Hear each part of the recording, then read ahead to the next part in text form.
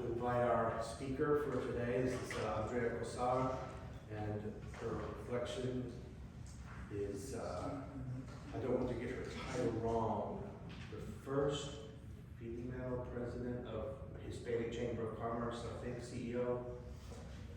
This is Andrea Kosar, Hispanic Heritage.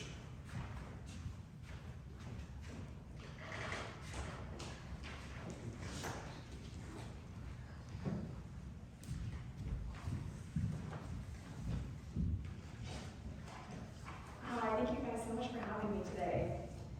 I'm Andrea Kosar. I get to serve as the director of the Centex Hispanic Chamber of Commerce here for Central Texas, and it's been an honor so far. I'm really excited to celebrate Hispanic Heritage Month with you all. This year's theme for Hispanic Heritage Month is Power, Prosperity, and Progress. And sometimes that can be a little difficult in this nation, and everyone's experience is very different. Speaking of names, my mother's name is Irma Maria Segovia Aquino de Morgan, so gets a little bit here and there, but I'm really proud of my heritage. My mother is from Paraguay. We lived in Bolivia for a short time, for a few years. When I was younger, my father is American, and everyone's version of getting to this nation looks a little bit different. My father was military, and my parents fell in love from two totally separate countries. And so my mother moved here in her mid to late 20s to marry my father, and sacrificed a lot. We come from a great family in Paraguay. The vice president attended my husband and my wedding. We have family who's found success. My aunt is a lawyer for Interpol. My mother, she studied to be a lawyer, and through losing both her parents and her grandparents, raised all of her siblings up, and then made the big sacrifice to follow love to this nation, and left a lot of those dreams behind. My aunt took a version of some of her dreams. I took another version of some of her dreams. Sorry. And I've watched my mom, get kicked down a lot since being here for the 30 years that she's given to the United States as a citizen here now. And so I just wanted to talk a little bit about what empowering the Hispanic community toward prosperity, progress, and power looks like in our community.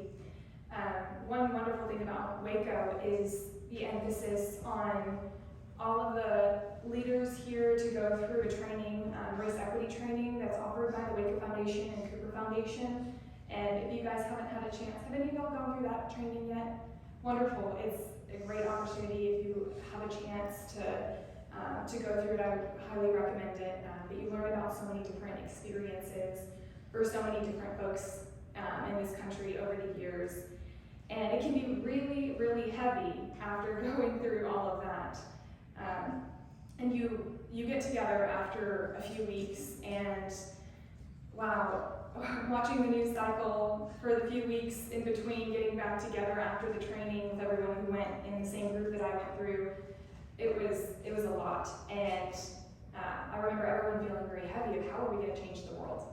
And the encouragement that we got was to change locally. You can work together with your community, and you can have a ripple effect. Our chamber gets the honor to work with the Texas level Hispanic Chamber, which is the Texas Association of Mexican American Chambers of Commerce, TAMAC. So we get to work alongside them a lot for advocacy for our community, and it's been wonderful.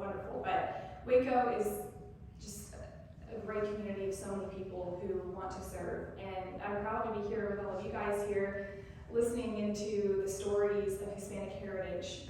A lot of us come from very rich cultures, and it's not everyone's experience is the same. For the Renaissance, our time period, I've been hearing more and more about Central American nations and how the Renaissance arts were also in Central America as well. And it was the same sort of regal art, but with the Mayan culture added in. You would have the feathers in some indigenous nations and in others. And the other thing I encourage everyone to do is to look into the different diverse cultures within the Hispanic community. I think being Paraguayan is very different from being Mexican. The cultures are vastly different, but we ultimately all get lumped in together. And so if you meet somebody from a different nation, ask them about it.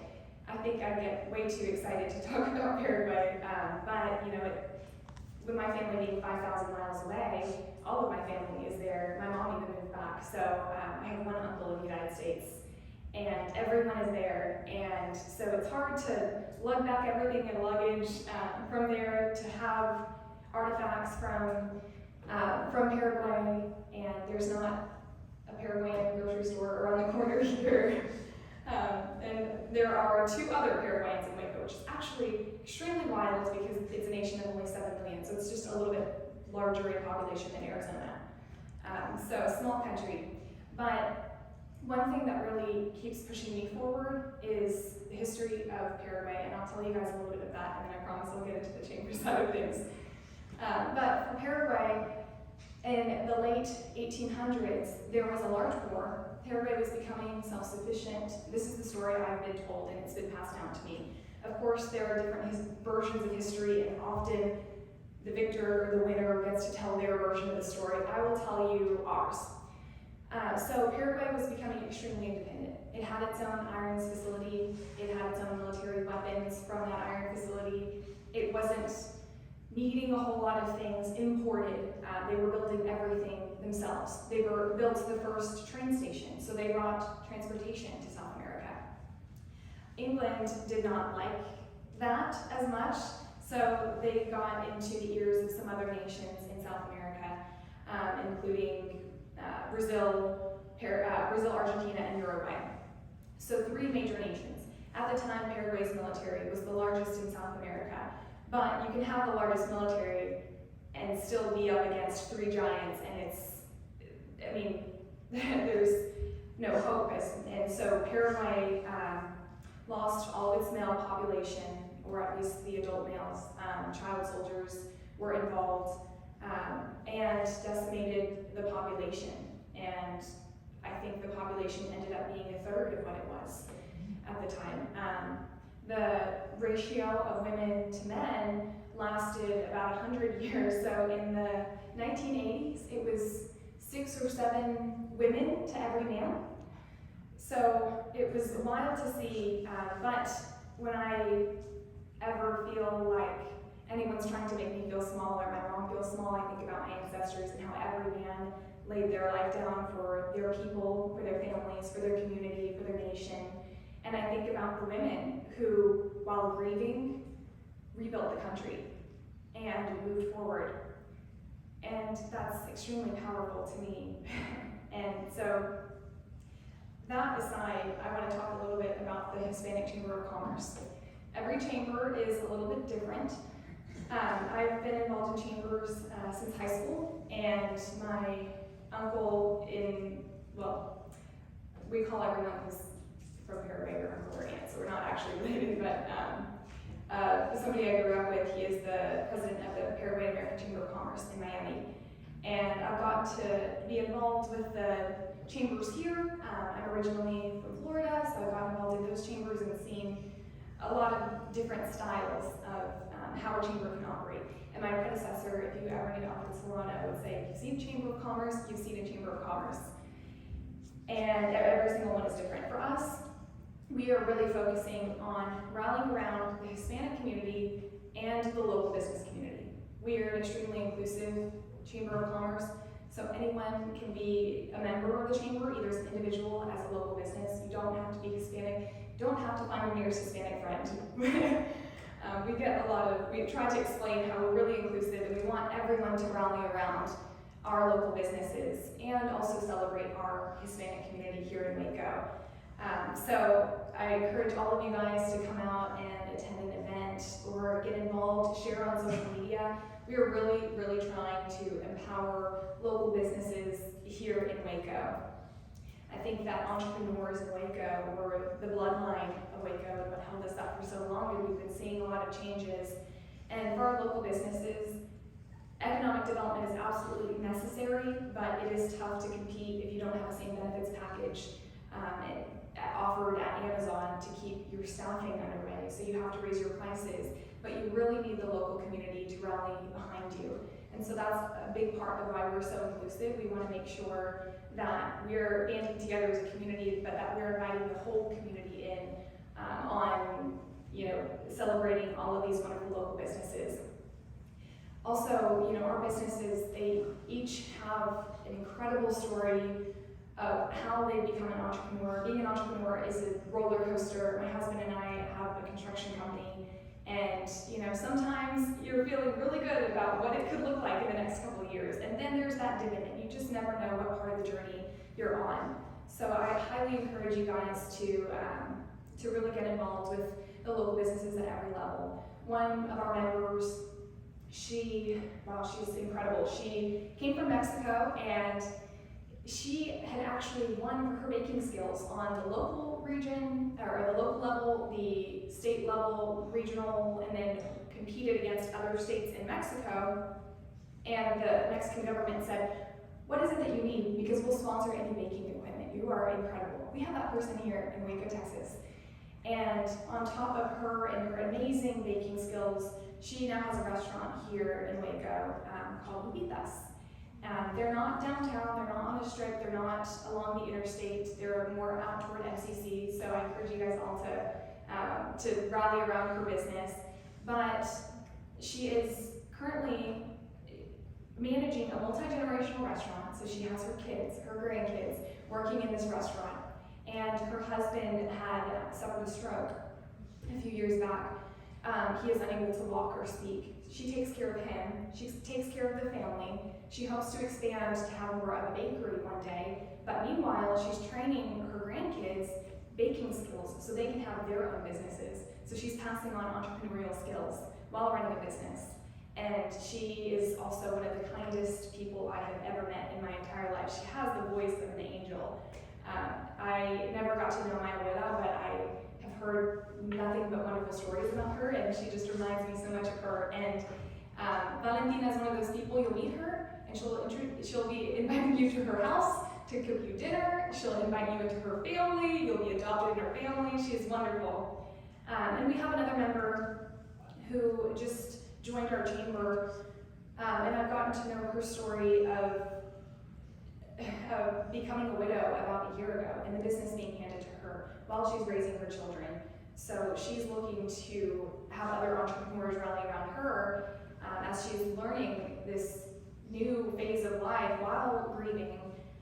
And there are so many people in the community who are powerful enough and strong enough to keep moving forward, even while grieving the husband who used to be able to walk and dance with you and talk to you, or grieving the husband who raised your children with you. So for our Chamber of Commerce, we really, really rally around these businesses, and I encourage you guys, if you want to get to know some local businesses, if you have an event or something, if you're looking for catering for a wedding, for a board meeting, for a community meeting, for if there's a breakfast or something, call up our Chamber of Commerce, because we love to recommend all of the local businesses, and a lot of the restaurants and businesses that we work with are a little bit off the beaten path. They're not right there on the interstate, they're not right there downtown. So we want to encourage everyone to come to us so we can make sure that these local businesses grow and thrive. And some of the businesses we see from the very seed level, we have an event called Floating Mercado, which is just like a farmer's market style event that travels around throughout town. We'll have an event on October 21st, which is our Floating Mercado. Last year we merged it for the first time with our trunk or treat. So we're going to be doing that again this year. It'll be at the State Waco Belmead. So you'll be able to support local vendors. You can set up a trunk yourselves if you want to hand out candy, or become a vendor if you would like. And that's a really fun event for us. But we get to see businesses from that seed level of, okay, maybe they don't have a brick and mortar yet. They are starting things off. And then, you know, if our businesses don't have a location, that's okay. We love to tell their stories. We partnered up with KDPTX, so we actually get to tell our members' stories now in English and in Spanish.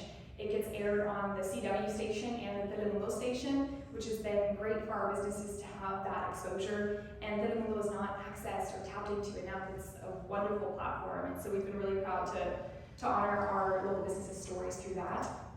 And then we have businesses who have grown. One of our businesses is Strong Community, and their story is incredible. They are so inspiring for the entrepreneurial community here in Waco because they started as a food truck at the farmer's market. They scaled up to their first brick and mortar in Waco, Texas during the pandemic. They switched during the pandemic since they had already had the food truck to mobile orders, and then now they have expanded to having a location in Temple as well. Another member of ours is Be Kind Coffee. They are wonderful. If you haven't tried them yet, they have a location, I believe on Lake Air Road, that's a drive-through. They opened a location in Union Hall for a little while, and then they ended up moving locations from Union Hall to a full brick and mortar where you could go in and enjoy your coffee on Washington Avenue. And so it's been great to see businesses like that scale and then help some of the other businesses in our member network as well.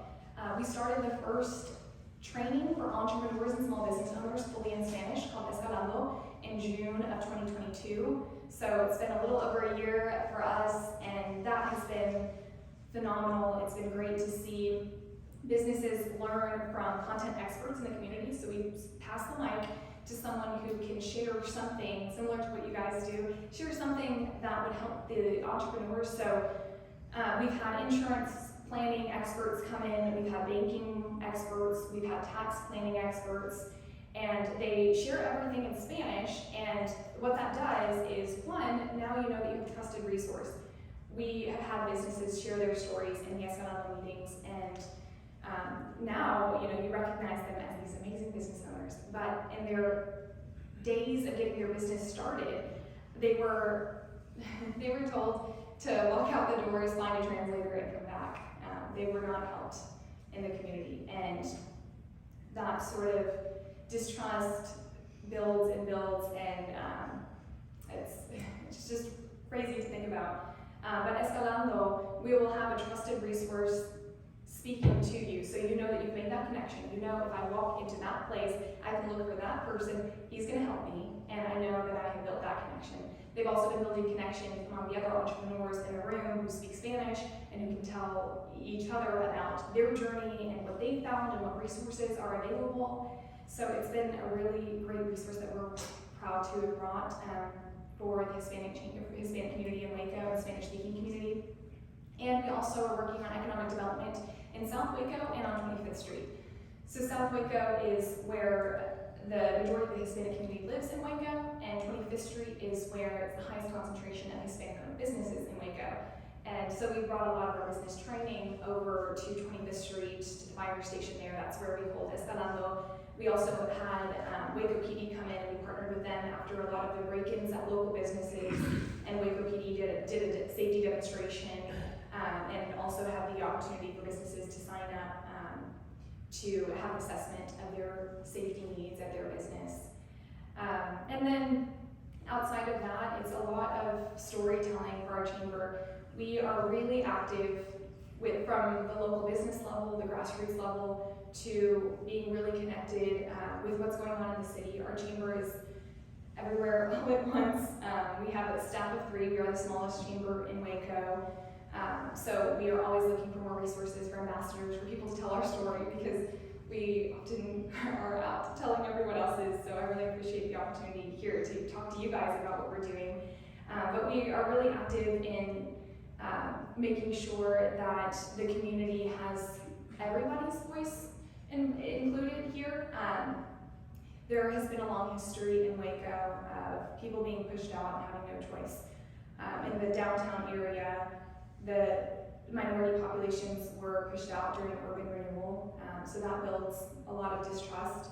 And we, as we're creating economic development, want to make sure that there's not gentrification and that everyone is kept in mind as the city is making a lot of these large decisions. Sometimes that means we're in the room, sometimes that means we need to make sure there are a lot more diverse voices in the room, and I can't speak for the entire Hispanic community. No one person can, because everyone's experience is so different. But that is a lot of what we do on advocacy as well. And then of course, getting the opportunity to share cultures, and to share all of the different cultures here in Waco. We just had an event for Hispanic Heritage Month at Antojitos Centroamericanos, which is a Christian bookstore / restaurant / convenience store, and they also have a bunch of goodies from Central America, from all different countries. And the owner is from Honduras, and there are not a whole lot of diverse options in the Hispanic community in terms of food, and so the owner Rosa saw that need, and so now by opening her Honduran restaurant here, a lot of people from other Central American countries can feel a little bit more connected to home. So you might not be from Honduras, but you might be from Guatemala, and you might experience the food and just feel a little bit closer. And so we had our celebration there just a couple weeks ago, so that was really exciting. But the main thing that we really want to do is just be in the community as much as possible and try to be the most accessible chamber in terms of you can access our team. We've been holding office hours in different parts of the community. We hold events in our member spaces all throughout the community, which has been really exciting. That's something that my predecessor Alfred started, was the Café con Dulce, and that is every single month on the first Friday of the month, unless there's a major holiday. We host our Café con Dulce in a different member location. You guys are all invited. It's a free event.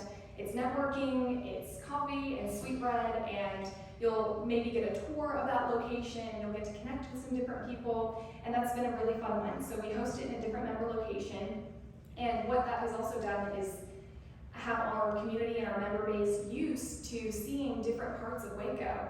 Instead of just going downtown to one area or just going to our old building, we have been working really hard to make sure that our member base is used to actually getting to know all of these businesses in their spaces.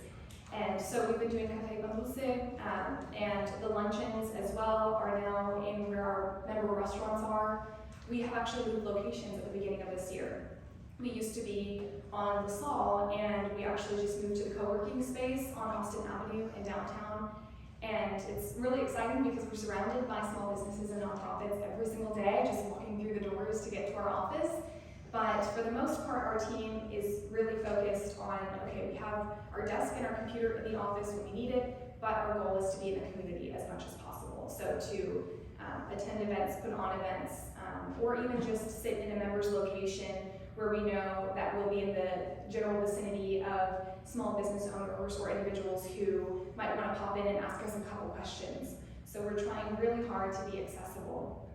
And I would really love y'all's help in just promoting the Hispanic Chamber. Now that you know a little bit more about what we do, there is such an importance. We have 3 chambers in Waco. We have the Greater Waco Chamber of Commerce, the Centex African American Chamber of Commerce, and the Centex Hispanic Chamber of Commerce. I will say CTAC, which is the Centex African American Chamber of Commerce, we have a really strong partnership. So we try to work together as much as possible. We have a staff of 3, they have a staff of 4 full-time and 1 part-time who floats between Prosper Waco and CTAC. So we're relatively small chambers in comparison, but we still have the same expectations a lot of the time. And so we pull our resources together, we come together, we make sure that our member bases can also feel connected to each other, and we share a lot of similar values in terms of supporting local businesses and nonprofits.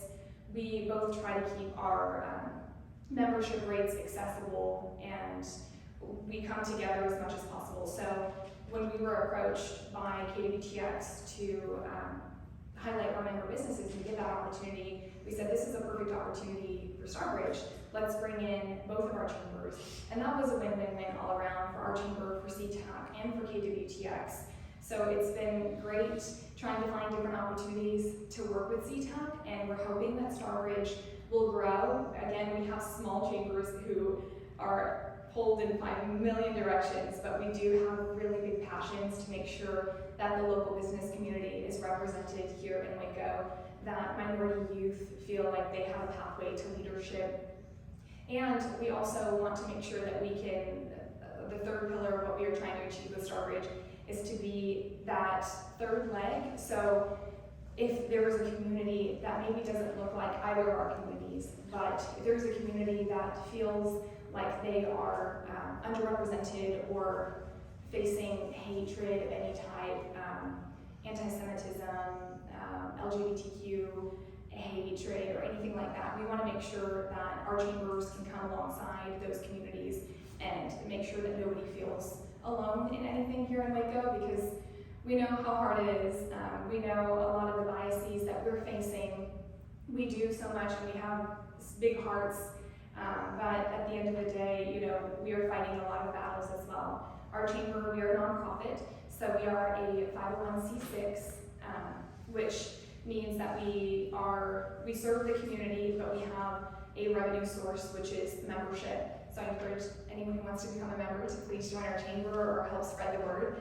But you know, at the end of the day, it's really tough as a nonprofit because you are always trying to shuffle between community and fundraising and community and fundraising. And fundraising in Waco can be difficult at times.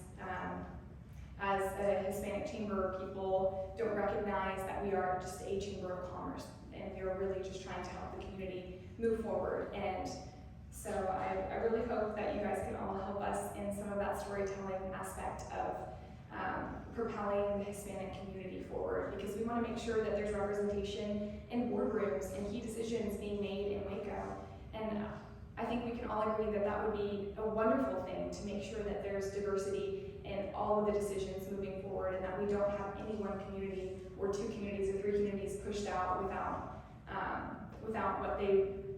their own say-so in what that looks like moving forward. Does anyone have any questions? Yes. That's a lot of information, really fast. Sorry. I assume you all have a website? Yes. It's WacoHispanicChamber.com, and we have Facebook, Instagram. Again, totally encourage you guys to share on social media. We share a lot about local businesses, and so if we can help get more exposure to more networks here for those local businesses, that's really helpful. And then on our social media and our website, we'll have our calendar of events and all of the different upcoming events that we're a part of, and that you guys can be a part of.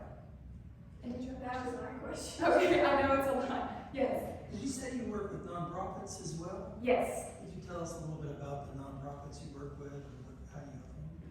Yeah, absolutely. So our current rate system, we have a fair share approach for our businesses. So the small business rate, if you're a micro business, of 1 to 2, it's $150 for the entire year. It's $200 if you have 3 to 25 employees, $400 if you have 25 employees plus, and then if you're a corporate, if you have like 251 employees or more, then it's $1,000. So they're pretty fair rates. It's for the entire year. Nonprofits, we have a flat rate of $125 for the entire year. And we really strive to tell their stories, and then they're also included in the Café de Dulces that we host. So we've worked with Transformation Waco, with Waco Civic Theater, hosting the Café de Dulces, bringing everyone into that space to be able to tell their story in that way. And then on social media, we've been able to tell the stories of some of the nonprofits through a series we had been doing called Nonprofit Nostalgia, where we would talk to somebody about their favorite part of, or their favorite story of helping their nonprofit. So instead of having to give your 30-second pitch of, this is my nonprofit, we started on this day, and this is what we do, you could say, hey, we are Kosar of McLennan County, and one thing that we do is we help families. A lot of the times, foster families are getting a call last minute, and one time we helped a family by setting up their entire apartment, giving them gift cards, and making sure they were stocked with groceries to help a family. That was one story that we were able to tell through Nonprofit Nostalgia. And outside of that, if the nonprofits here have events coming up, fundraisers, you can tag us in that. We're able to share that to our community and make sure that our community is in the mix as well. Any other questions? What was the name of that restaurant bakery? Lupitas, yes. And it's the one on 19th Street. And the food is so good. Oh my gosh, your food is amazing. Yeah, if y'all haven't had a chance to go, man, I can't leave there without taking my husband like home. I'll get in so much trouble. But she's one of the kindest people, and she's someone where, oh my gosh, I've had to fight her more than 3 times with my credit card to pay. She just has such a big heart for helping people. But I'm like, we're supporting local businesses. Okay, let me support you. So she's a wonderful person. So I'd love to see her restaurant get a lot of love. And then also another one of my favorites is Sassy Southern Eatery. Have y'all been by there? Yeah. Oh my gosh, that's so good. But we try to find just unique approaches to share about these businesses. So on Baylor Parents' Day weekend, you know, it is impossible to find a place to eat when during the fall semester and the spring semester, it's Parents' Day weekend, everyone's in town. So we have been promoting our local businesses, saying, hey, you know, you don't want to wait for 45 minutes for food, come to these restaurants. They're not, you skip the downtown traffic, come to these restaurants here. They're all around town. You're likely not going to have to deal with all of that. Here are their hours and all of that good stuff. So we just try to find a lot of different ways to promote local businesses. And then I'm a former news anchor here for Waco, so I know the pressures for the media of constantly having to produce and come up with stories, and for us, we had to come up with 3 really good pitches every single day of a story in Waco, and then we have to have like 2 more in our back pocket in case none of those got approved by our team. It was really stressful because you're working all day long, doing everything from, you know, going to set up the interview, going to the interview, shooting it yourself, going back, editing everything, cutting the sound for it, putting it together, producing it, putting it in the show, passing it to your producer, making sure you have everything going. So what our chamber's been able to do is take a lot of that pressure off of reporters by constantly calling them up and saying, hey, did you know this amazing story about this local business? Did you know what makes this place unique? And so we get to celebrate our local businesses in that way. So if you guys see stories highlighting local businesses, again, please share those on social media so we can get all of the stories of what makes all of these local businesses unique out. One thing in Waco is it is an absolute celebration if a local business lasts more than 2 years here. So that is wild to think about. So we really need to get behind our local businesses, and especially the ones that are trying something new. I think Waco is changing a little bit, and now we're finally, you know, open to trying some new things here and celebrating that and getting behind it, which is really exciting. But it's a big celebration for us when we get to celebrate our local businesses. Lupitas has been around for over 8 years, so when they did their 8-year anniversary, we did a big celebration with them.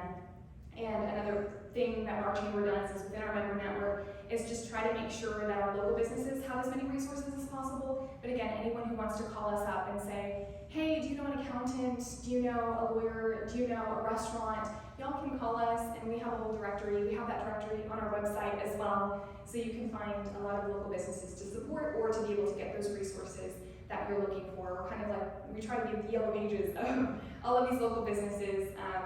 So it's twofold, and if you guys want to be a part of that membership as well, we can get you on the directory and support what you guys have going on as well. Is anyone a business owner in here?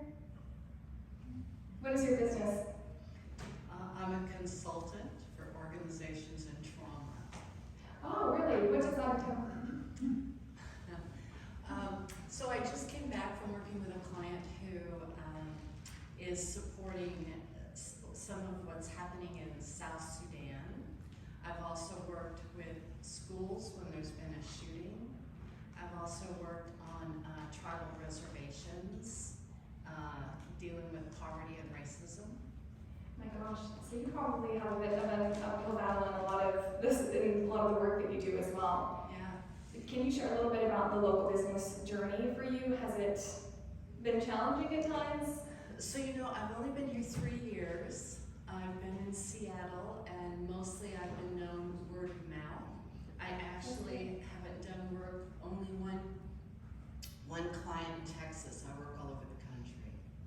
Oh, wow. But I'm very interested in your Chamber of Commerce. You have been amazing, and let me know when you're going to that restaurant. We're on 19th Street, isn't it? It's, okay, do you know where that HEB is? It's a couple blocks down from there. It's right right across the street from a Golden Chick. It's Yes, surrounded by okay. Family Dollar. I know that. I know Yes. Lupita's Bakery. But she is wonderful, and so for her to have survived everything that she has survived and still put a smile on her face and still. That's my neighborhood, so. Oh, great. Yes. Yes. Perfect, yeah. Awesome. Love it, love it. Well, thank you guys so much for the opportunity to share about some of our local businesses. If you have any questions, feel free to reach out. I'm Andrea. We have Detrin is our vice president of the chamber, and Eric is our economic development director at the chamber. We're always happy to try to answer questions or support different businesses and help get the word out about them. So please reach out. Thank you guys so much again. Thank you.